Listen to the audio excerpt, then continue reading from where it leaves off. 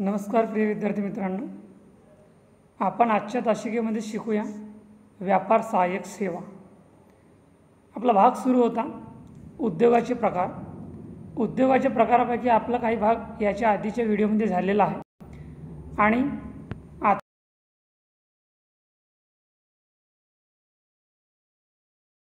विद्यार्थ्यांना उद्योगाच्या प्रकारापैकी व्यापार सहाय्यक सेवाचे काही महत्त्व आहेत, त्याचा काय उपयोग होतो आहे। व्यापाराची प्रक्रिया अंमलात आणण्यासाठी तसेच व्यापाराच्या विकासासाठी काही सेवांची अत्यंत आवश्यकता असते। जर आपल्याला कोणताही व्यापार सुरू करायचा असेल, कोणतीही प्रक्रिया जर अंमलात आणायची असेल, तर आपल्याला त्या व्यापाराच्या विकासासाठी काही सेवांची अत्यंत आवश्यकता असते। त्या आपण सेवा बघूया कोणत्या कोणत्या आहेत। तर या सेवांना व्यापार सहाय्यक सेवा असे म्हणतात। व्यापार क्रियेला व्यवस्थितपणे किंवा सुरळीतपणे चालविण्याकरिता व्यापार विषयक सहाय्यक सेवेचा मोठ्या प्रमाणात लाभ व्यवसायाला होतो। म्हणजे व्यापार क्रियेला व्यवस्थितपणे आणि सुरळीतपणे चालवायचं असेल, त्याला दीर्घकाळापर्यंत टिकवून ठेवायचं असेल, तर व्यापार विषयक सहाय्यक सेवांचा मोठ्या प्रमाणात लाभ व्यवसायाला होतो। व्यापारात खरेदी विक्रीचे व्यवहार मोठ्या प्रमाणावर चालत असतात, त्यामुळे त्यांच्या विविध अडचणीला व्यवसायाला सामोरे जावे लागते। त्यामुळे व्यापार विषयक समस्याचे सुलभीकरण करण्याकरिता किंवा त्यापासून उपाययोजना करण्याकरिता व्यापार विषयक विविध सहाय्यक क्रियांचे किंवा सेवांचे मोठ्या प्रमाणात उपयोग व्यवसाय प्रक्रियेत करण्यात येतो। जर आपल्या व्यवसायात कोणत्या अडचणी निर्माण नको व्हाव्यात किंवा आपला व्यवसाय कोणत्याही समस्यामध्ये यायला नको पाहिजे किंवा आपला व्यवसाय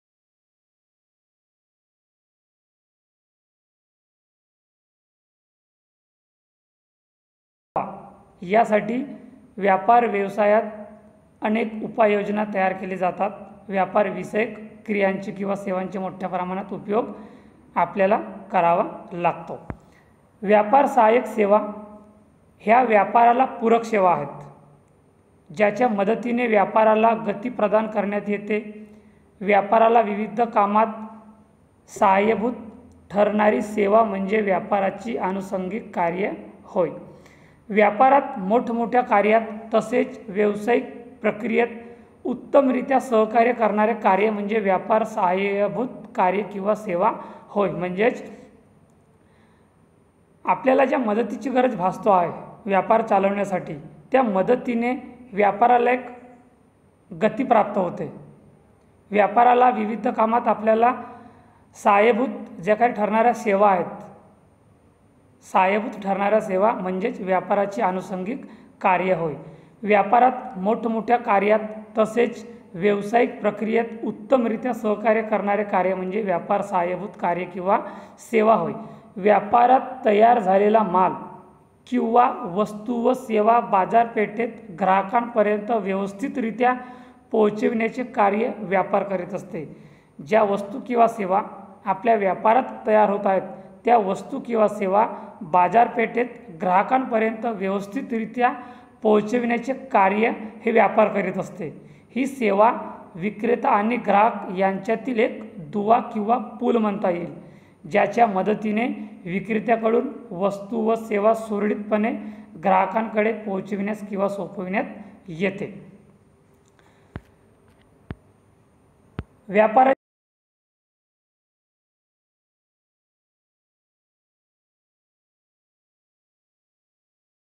त्याच्यातलं पहिलं एक साधन आहे, तो म्हणजे वाहतूक किंवा परिवहन सेवा। वाहतूक हा शब्द आपण रोजच्याच व्यवहारात सातत्याने वापरत आहोत। वाहतूक या शब्दाचा अर्थ वाहून नेणे असा होतो। यावरून वाहतूक म्हणजे एका ठिकाणाहून दुसऱ्या ठिकाणी व्यक्ती अथवा वस्तूची वाहतूक करणे होय। वाहतूक आणि परिवहन, जर आपल्याला एखादी वस्तू, एखाद्या व्यक्तीला, एखाद्या वस्तूला बाजारपेठेत किंवा ग्राहकांपर्यंत पोहोचविण्याची जे काही क्रिया आपण वाहतूक किंवा परिवहन सेवाद्वारे करतो त्याला वाहतूक असे म्हणतात. आणि ती वाहतूक किंवा वाहतुकीचा वापर करून आपल्याला एखादी वस्तू किंवा व्यक्तीला एका ठिकाणाहून दुसऱ्या ठिकाणी आपल्याला सोडता येतो, पोहोचविता येतो. त्याची व्याख्या बघा विद्यार्थ्यांनो. व्यक्ती, वस्तू, शक्ती आणि कल्पनांची एका ठिकाणाहून दुसऱ्या ठिकाणी पद्धतशीरपणे आणि कार्यक्षमपणे वाहतूक करण्यासाठी उपयोगी पडणारी साधने आणि शास्त्र यांना वाहतूक किंवा परिवहन असे म्हणतात. म्हणजे फक्त वस्तूच नाही तर व्यक्ती, वस्तू, शक्ती आणि कल्पनांची एका ठिकाणाहून जर दुसऱ्या ठिकाणी पद्धतशीरपणे, सुरळीतपणे, कार्यक्षमपणे वाहतूक करण्यासाठी आपण जी साधन उपयोगात आणतो, ज्या साधनाचा आपण वापर करतो किंवा उपयोगी पडणारी साधने आणि शास्त्र यांना वाहतूक किंवा परिवहन असे म्हणतात. खरेदी विक्रीच्या व्यवहारामध्ये येणारा सर्वात मोठा अडथळा म्हणजे स्थळ.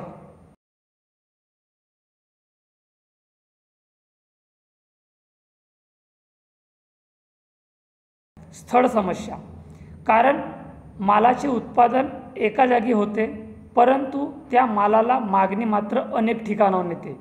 जर आपण आपल्या उद्योगात, कारखान्यात एखादी वस्तू किंवा सेवा तयार करत आहोत, ती वस्तू किंवा सेवा एकाच ठिकाणी तयार होते परंतु ती एका ठिकाणी झालेली वस्तू किंवा सेवा मागणीसाठी अनेक ठिकाणाहून आपल्याला फोन कॉल येतात, अनेक ठिकाणाहून ग्राहक येत असतात. उत्पादन क्षेत्रापासून ग्राहकांपर्यंत मालाची वाहतूक करणे ही व्यापारासमोरची मोठी समस्या आहे. म्हणजे उत्पादन क्षेत्रापासून म्हणजेच एखाद्या व्यवसायामध्ये किंवा कारखान्यामध्ये त्या क्षेत्रामध्ये जी काही वस्तू तयार होते त्या क्षेत्रापासून तीच वस्तू ग्राहकांपर्यंत मालाची वाहतूक करणे ही एक व्यापारासमोरची खूप मोठी समस्या आहे. त्यामुळे याला सोडविण्याकरिता वाहतूक सेवेचा अवलंब करावा लागतो. म्हणजेच एका क्षेत्रात, एका ठिकाणी जर एखादी वस्तू किंवा सेवा तयार होत असेल आणि ती आपल्याला अनेक ठिकाणी किंवा ग्राहकांपर्यंत सोडवायची असेल, पोहोचवायची असेल तर आपल्याला वाहतूक सेवेचा अवलंब करावा लागतो. कारण उत्पादन आणि उपभोग या दोन्ही क्रिया भिन्न असल्यामुळे उत्पादन केंद्रापासून तर उपभोग केंद्रापर्यंत वस्तूची वाहतूक करणे आवश्यक असते. उत्पादन आणि उपभोग या दोन्ही क्रिया ह्या वेगवेगळ्या आहेत. उत्पादन केंद्रापासून उपभोग केंद्रापर्यंत म्हणजेच एखादी वस्तू ज्या ठिकाणामध्ये, ज्या क्षेत्रामध्ये तयार होत असेल आणि त्या क्षेत्रापासून उपभोग केंद्रापर्यंत म्हणजेच बाजारपेठापर्यंत किंवा ग्राहकांपर्यंत त्या वस्तूची वाहतूक करणे आवश्यक असते. तसेच उद्योगांमध्ये लावण्यात येणाऱ्या कच्च्या मालाचा पुरवठा हा सुद्धा वाहतूक सेवेचा उपयोग करून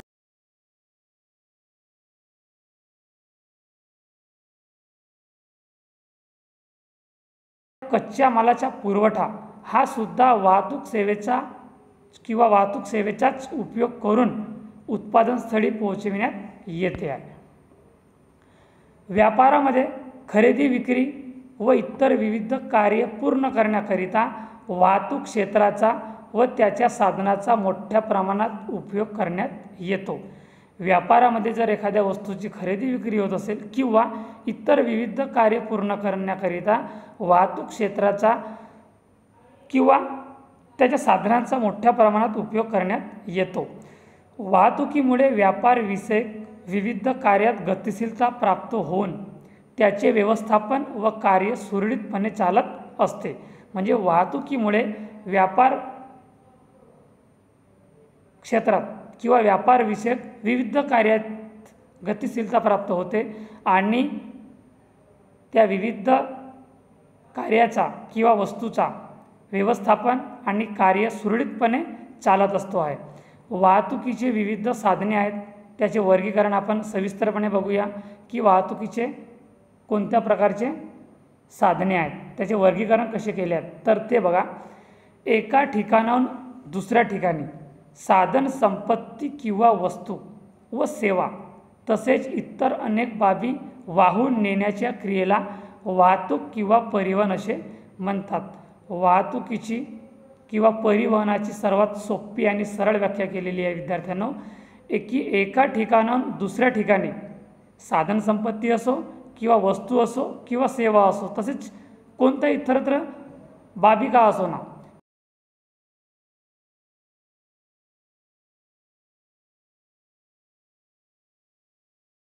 आपण तुम्हाला जो स्क्रीनवर चार्ट दिसतो आहे तो बघा की वाहतुकीची साधने किती प्रकारची आहेत. आपल्याला जर एखादी वस्तू एका ठिकाणाहून दुसऱ्या ठिकाणी पोहोचवायची असेल तर आपल्याला कोणत्या कोणत्या साधनाचा वापर करून ती वस्तू एका ठिकाणाहून दुसऱ्या ठिकाणी पोहोचविता येतो. जमिनीवरील वाहतूक तुम्ही रोजच पाहतात विद्यार्थ्यांनो. जमिनीवरील वाहतूक, जल वाहतूक, हवाई वाहतूक हे वाहतुकीचे साधने आहेत. या साधनाचा आपण वापर करून एका ठिकाणाहून दुसऱ्या ठिकाणी एखादी वस्तू सेवा पोहोचविता येतो आहे. तर बघा,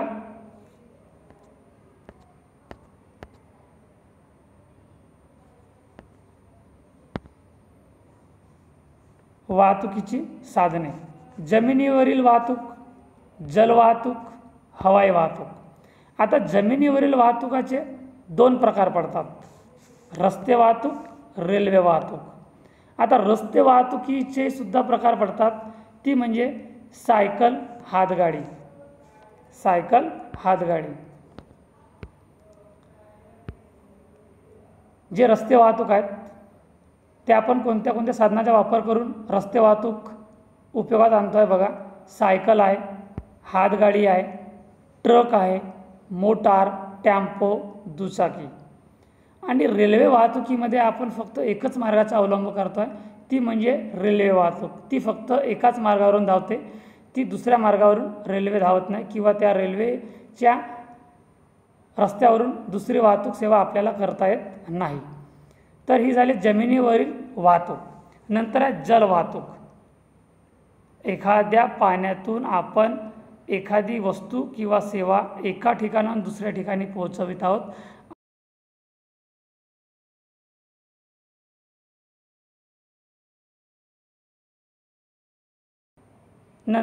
पार पोहोचवायची असेल तर आपण कोणत्या साधनाचा वापर करू शकतो आहे? जलवाहतुकीचा. त्याच्यात बघा जलवाहतूक, देशांतर्गत वाहतूक. देशांतर्गत वाहतूक त्याच्यात काय आहेत? नद्या, कालवे आणि सरोवर. तर सागरी वाहतुकामध्ये बघा, सागरी वाहतूकमध्ये किनारी येतो आहे, किनारी आंतरराष्ट्रीय. तसेच हवाई वाहतुकीमध्ये बघा, प्रवासी विमान, माल वाहतूक, विमाने. तर हे झाले वाहतुकीची साधने. आता बघूया आपण विमा, इन्शुरन्स. विमा, इन्शुरन्स.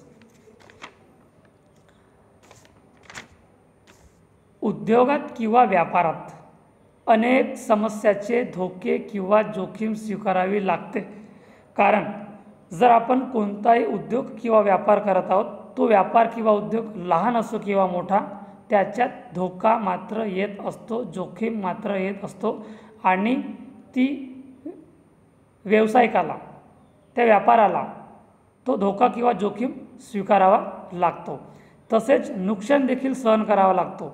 या जोखमीपासून सुरक्षा मिळावी किंवा झालेल्या नुकसानाची तीव्र कमी व्हावी या उद्देशाने व्यापारात विमा सेवेचा लाभ घेण्यात येतो. कोणत्याही उद्योगात किंवा व्यापारात व्यावसायिकाला धोका किंवा जोखीम स्वीकारावीच लागतो आहे आणि त्याला नुकसान देखील सहन करावा लागतो. आणि या नुकसानीपासून किंवा जोखमीपासून सुरक्षा मिळावी किंवा त्या जोखमीपासून किंवा धोक्यापासून जी काही नुकसान होतो,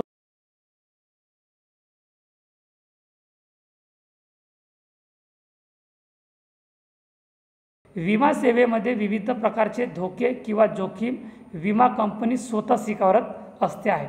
तुम्ही बघत असाल विद्यार्थ्यांनो, आपण स्वतःचा देखील विमा काढत असतो आहे. कारण आपण मनुष्य आहोत, तरी आपल्याला धोका आहे, जोखीम आहे. जर आपल्याला काही किंवा आपला जर अपघातही झाला तरी मात्र त्याची जिम्मेदारी ही विमा कंपनी स्वीकारतो आहे. आणि म्हणून आपण स्वतःचा देखील विमा काढतो आहे आणि त्याची जिम्मेदारी विमा कंपनी स्वतः स्वीकारतो आहे.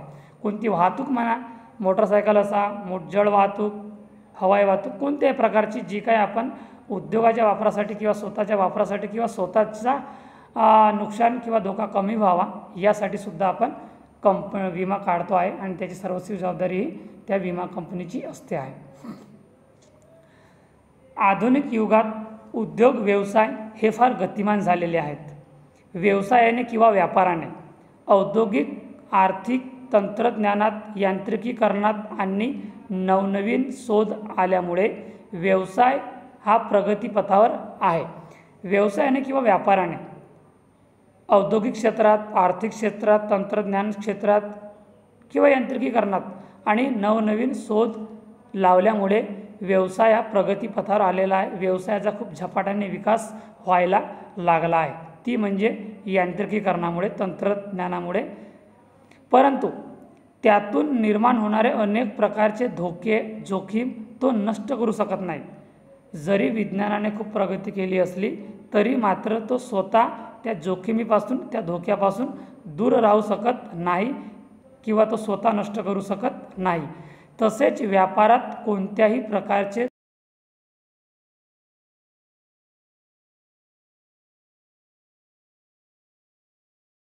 मग तो व्यापार किंवा उद्योग लहान असो किंवा मोठा, त्याच्यात कोणत्याही प्रकारचे जोखीम कधीच निर्माण होणार नाही असे म्हणताच येणार नाही, कारण त्याच्यात जोखीम किंवा धोका असतोच.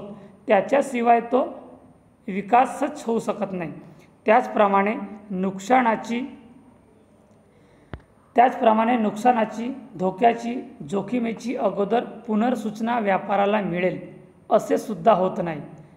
असे तर अजिबातच होत नाही, कारण जर आपल्याला धोक्याची किंवा जोखमीची पुनर्सूचना मिळत असेल तर आपण कशाला विमा काढूया.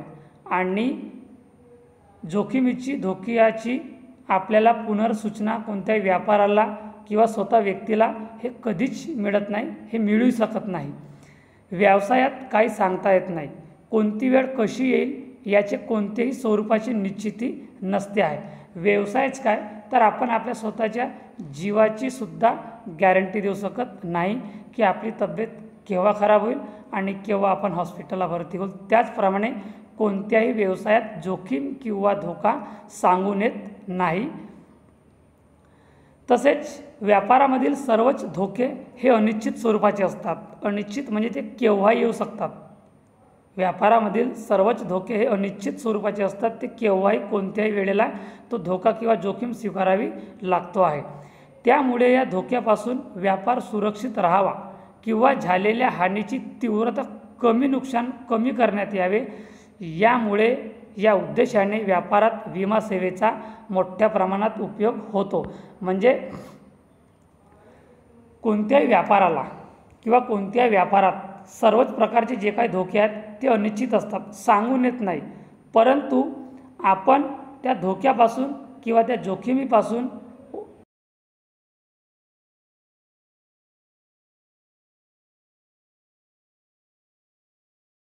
कंपनीचा आधार घेऊन, व्यापारामधील सर्वच धोके हे अनिश्चित स्वरूपाचे असतात. त्यामुळे या धोक्यांपासून व्यापार सुरक्षित राहावा किंवा झालेल्या हानीची तीव्रता किंवा नुकसान कमी व्हावा, या उद्देशाने व्यापारात विमा सेवेचा मोठ्या प्रमाणात उपयोग होतो. व्यावसायिक जोखीम धोका यापासून व्यापाराचा बचाव करण्याकरिता रामबाण उपाय म्हणजे विमा होय. जर आपल्याला आपल्या जोखमीपासून, आपल्याला होणाऱ्या धोक्यापासून जर आपल्याला वाचवायचं असेल किंवा आपल्याला तो प्रमाण कमी करावायचं असेल तर याच्यावर एकच उपाय म्हणजे तो उपाय विमा होय. तर त्याची व्याख्या बघा विद्यार्थ्यांनो. व्याख्या: विमा ही एक अशी सेवा किंवा व्यवस्था आहे ज्यात विमेद्वाराला म्हणजेच व्यवसायाला सोसाव्या लागणाऱ्या आर्थिक नुकसानीची भरपाई निर्धारित आर्थिक मोबदल्यात करण्याचे कराराने विमेकरी मान्य करतो.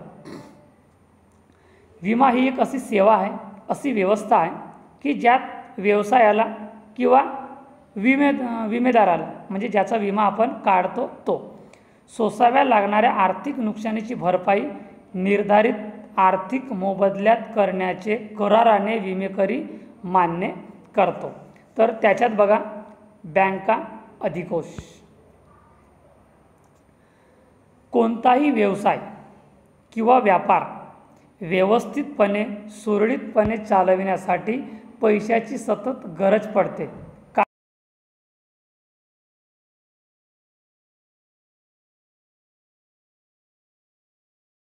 असते।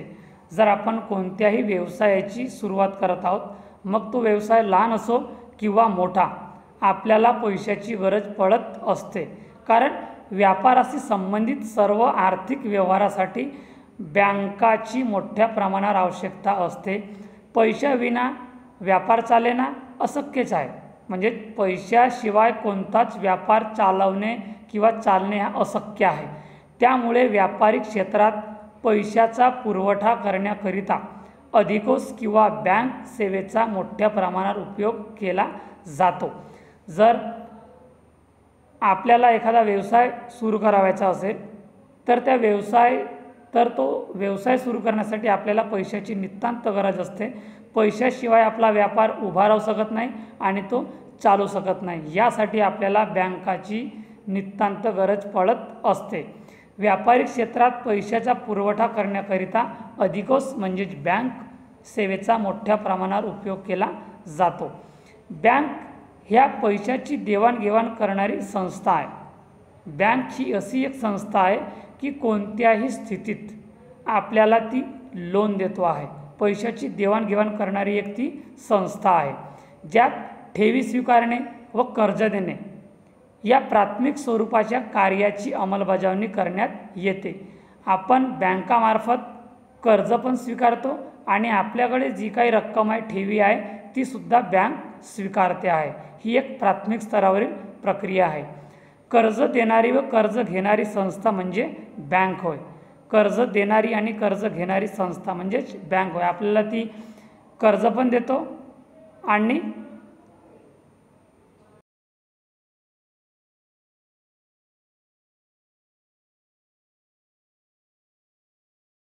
संपली किंवा जर आपल्याला पैशाची गरज पडली तर आपण बँककडून कर्ज घेतो, म्हणजेच कर्ज देणारी आणि कर्ज घेणारी संस्था म्हणजे बँक होय।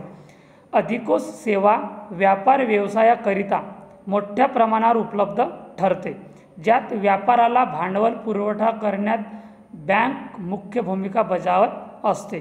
व्यापाराला जर भांडवल पुरवठा करावायचा असेल तर बँकची खूप मोठी भूमिका असतो आहे, बँक खूप मोठी भूमिका बजावत असतो आहे। नंतर चौथा मुद्दा आहे संग्रहण, म्हणजेच गोदामे म्हणतो आपण त्याला, गोदाम म्हणतो, गोडाऊन म्हणतो। संग्रहण उत्पादित झालेल्या वस्तू व सेवा बाजारपेठेत विक्री होईपर्यंत, म्हणजे जे काही व्यवसायात उत्पादित झालेल्या ज्या काही वस्तू आणि सेवा आहेत त्या बाजारपेठेत विक्री होईपर्यंत आपण त्या वस्तूचा संग्रहण करून ठेवतो, त्या वस्तूचा आपल्याला संग्रहण करून ठेवावा लागतो। वस्तू व सेवांचे उत्पादन हे वारंवार व नियमित होत असल्यामुळे त्याला मागणी निर्माण होईपर्यंत गोदामात साठवून ठेवणे फार आवश्यक असते। वस्तू आणि सेवा उत्पादन हे वारंवार आणि नियमित होत असतात। एखाद्या कारखान्यात, एखाद्या व्यवसायात जर एखादी वस्तू आणि सेवा उत्पादित होत असेल तर ती प्रक्रिया सतत सुरू असते आणि ती वस्तू किंवा सेवा वारंवार निर्माण होत असते। आपण त्या वस्तूची किंवा सेवांची निर्मिती करीत असतो आणि त्यामुळे त्या वस्तूला मागणी निर्माण होईपर्यंत आपल्याला त्या वस्तूला गोदामात साठवून ठेवणे फार आवश्यक असते।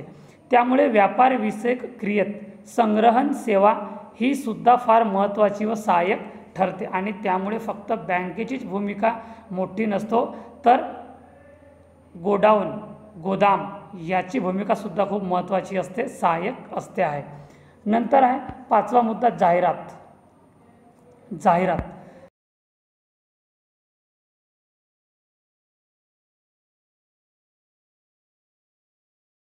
काळात या क्षेत्रात तुम्ही बघत आहात वर्तमानपत्रात की व्यवसाय युगात जाहिरातीचे महत्त्व व्यापारी दृष्टीने दिवसेंदिवस फार वाढत आहे।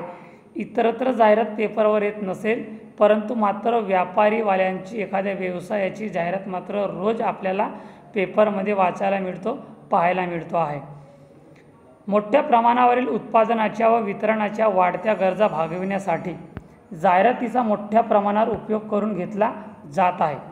तसेच आजचे युग हे स्पर्धात्मक युग असल्यामुळे बाजारपेठेत विविध नवीन नवीन वस्तू विक्रीकरिता येत असतात। त्यामुळे प्रत्येक व्यापारी संस्थेला आपले उत्पादन केलेल्या ज्या काही वस्तू आणि सेवा आहेत त्या उत्तम प्रतीच्या आहेत हे दाखवून ग्राहकांना आकर्षित करावे लागते।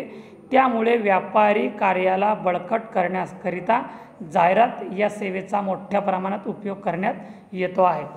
जो काही व्यावसायिक असेल, जो काही व्यवसाय असेल किंवा कारखाना असेल, त्या व्यवसायात किंवा कारखान्यात एखादी वस्तू किंवा नवनवीन ज्या काही वस्तू तयार केल्या जातात त्या वस्तू संदर्भात त्याची काय क्वालिटी आहे, ती त्या वस्तूचा काय दर्जा आहे, या दर्जेचा किंवा त्या वस्तू संदर्भात एखादी जाहिरात देऊन आपण ग्राहकांना आकर्षित करतो आहे आणि मोठे मोठे व्यावसायिक अशा संदर्भातल्या जाहिराती देऊन त्या ग्राहकांना आकर्षित करण्याचा प्रयत्न करत असतात।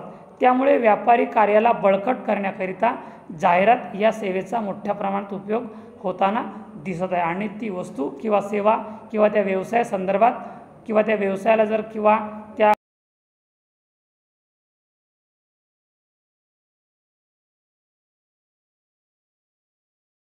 दिसतात।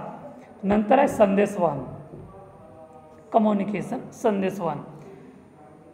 व्यवसाय व्यापारात संदेशवहनाला महत्त्वाचे स्थान आहेत। व्यवसायाची कार्य जलद गतीने करण्याकरिता संदेशवहनाची भूमिका फार महत्त्वाची असते।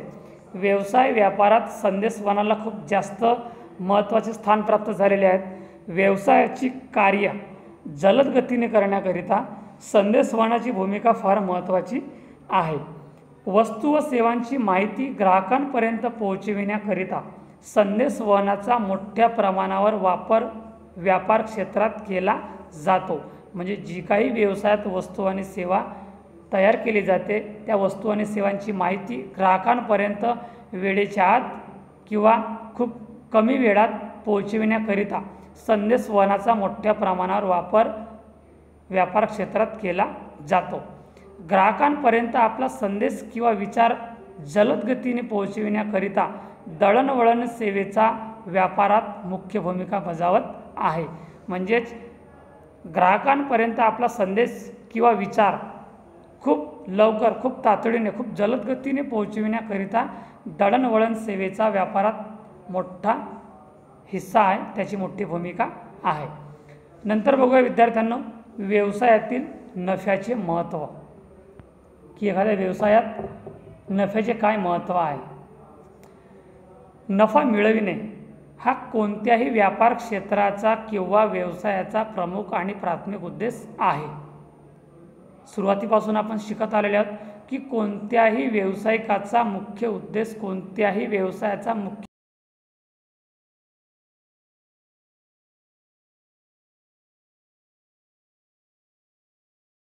व्यवसायात प्रमुख प्राथमिक उद्देश असतो आहे। व्यवसाय संस्था ह्या नफ्याचा उद्देश ठेवूनच, म्हणजे कोणतीही व्यवसाय संस्था हा नफ्याचा उद्देश ठेवूनच किंवा नफा कमविण्याकरिता सुरू करण्यात येतो। व्यवसायाचे अस्तित्व हे नफ्याच्या प्रमाणावर अवलंबून असते।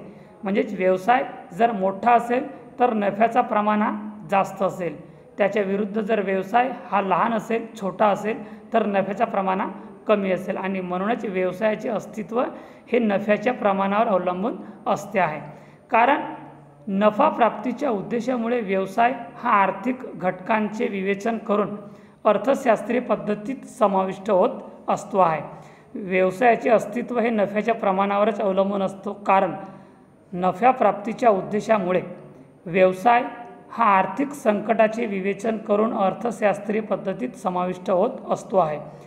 नफ्याच्या प्राप्तीविना व्यवसाय हा अर्थपूर्ण राहणार नाही। जर नफ्याचीच प्राप्ती होणार नाही तर तो अर्थपूर्णसुद्धा राहणार नाही। कारण व्यवसाय करणे हे एक जोखमीचे काम आहे आणि ही जोखीम फक्त नफ्याच्या प्राप्तीकरिता घेण्यात येते। व्यवसाय म्हटला म्हणजे जोखीम असतोच आहे आणि ज्याच्यात जोखीम स्वीकारण्याची हिंमत असेल तर त्यालाच जास्तीत जास्त नफा प्राप्त करता येतो। त्यामुळे व्यवसायात नफ्याचे महत्त्व साधारणतः आहे। हे आपण पुढील बघूया कशा प्रकारे त्याचे महत्त्व आहे। तर अर्थार्जनाकरिता व्यवसायाच्या क्रियेतून नफ्याची प्राप्ती करून त्या नफ्याच्या आधारावर अर्थार्जन करणे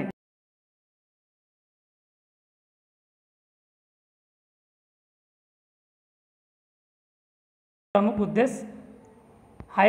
उद्देश नफा प्राप्तीचा असतो आहे।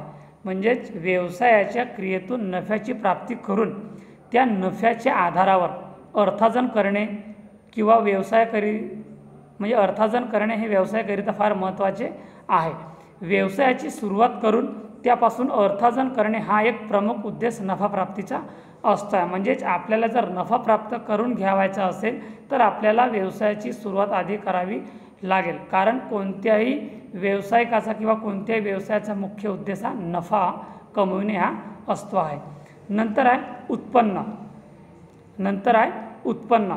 प्रत्येक माणसाला त्याच्या गरजा पूर्ण करण्याकरिता पैशाची गरज असते। त्यामुळे तो कोणत्या ना कोणत्या मार्गाने उत्पन्न मिळवित असतो।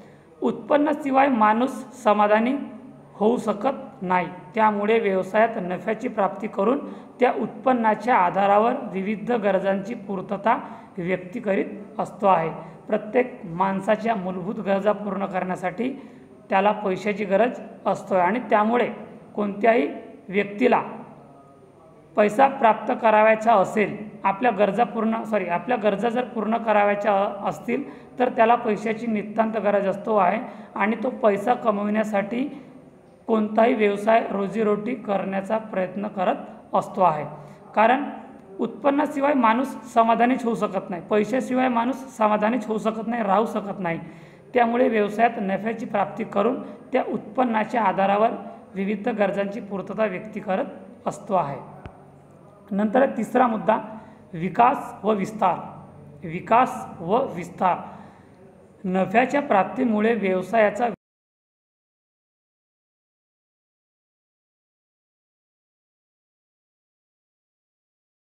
तर त्या व्यवसायातून आपल्याला नफा प्राप्त झाला तर त्या नफ्याच्या प्राप्तीमुळे व्यवसायाचा विस्तार आणि विकासात यश मिळतो आहे। व्यवसाय हा नफ्याच्या प्रमाणावर आधारित असतो। त्यामुळे व्यवसायाचा मोठ्या प्रमाणात विस्तार व विकास साधण्याकरिता नफ्याची प्राप्ती करणे व्यवसायात फार महत्त्वाचे असते।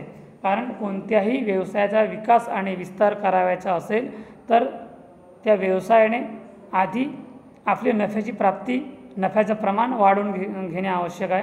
कारण त्याच्या नफ्याचं प्रमाण वाढला तर त्याच्यामागे काय उद्देश राहील की ग्राहकांची संख्या वाढलेली असेल आणि ग्राहकांची संख्या जर वाढत आहे तर त्याच्या उत्पन्नात वाढ होत आहे आणि त्याला आणखी वाढ करून घ्यावायची असेल तर वाढ म्हणजेच विकास आणि विस्तार, डेव्हलपमेंट। तर त्याला जास्तीत जास्त नफ्याची प्राप्ती करणे खूप आवश्यक आहे जर त्याला आपल्या व्यवसायाचा विस्तार आणि विकास करून घ्यावायचा असेल तर। नंतर आहे कार्यक्षमता। व्यवसायात नियमित नफ्याच्या प्राप्तीमुळे व्यवसायाची कार्यक्षमता वाढीस लागते। नफ्याच्या नियमित प्राप्तीमुळे व्यवसायात सकारात्मक बदल घडून आणता येतो। त्यामुळे व्यवसायात नफ्याची प्राप्ती महत्त्वाची ठरते। कार्यक्षमता म्हणजेच व्यवसायात नियमित नफ्याची जर प्राप्ती होत असेल आणि व्यवसायाची कार्यक्षमता वाढत असेल तर ती कशामुळे? त्या व्यवसायाच्या कार्यक्षमतेमुळे, व्यवसायाच्या विकासामुळे। नफ्याच्या नियमित प्राप्तीमुळे व्यवसायात सकारात्मक बदल घडून आणता येतो। जर एखाद्या व्यवसायाच्या उत्पन्नात नियमितता असेल,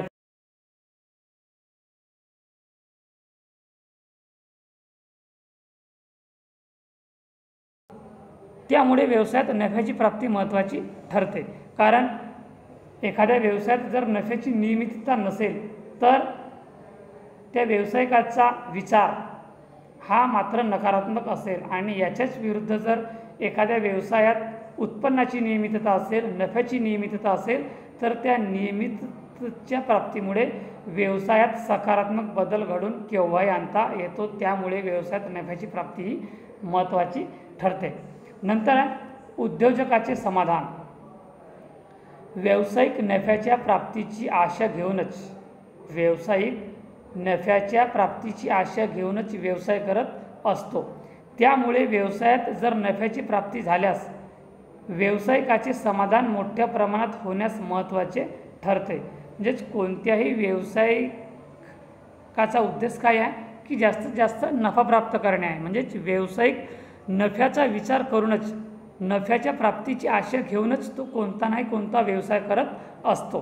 त्यामुळे व्यवसायात जर नफ्याची प्राप्ती झाल्यास व्यावसायिकाचे समाधान मोठ्या प्रमाणात होण्यास महत्त्वाचे ठरते. आणि जर कोणत्याही व्यवसायात नफ्याचे प्रमाण वाढत असेल, नफा नियमितपणे सुरू असेल, तर त्या व्यावसायिकाचे समाधान आपण मोठ्या प्रमाणात करतो आहे. तर विद्यार्थ्यांना आपण बघितले आहोत व्यापार सहाय्यक सेवा. याच्यात वाहतूक आणि परिवहन सेवा, विमा, बँक अधिकोष, संग्रहण म्हणजेच गोदामे, जाहिरात, संदेशवहन आणि त्याचबरोबर आपण व्यवसायातील नफ्याचे काय महत्त्व आहेत हे सुद्धा 5 मुद्दे शिकलेले आहोत. ते म्हणजे अर्थार्जनाकरिता, उत्पन्न, विकास व विस्तार, कार्यक्षमता,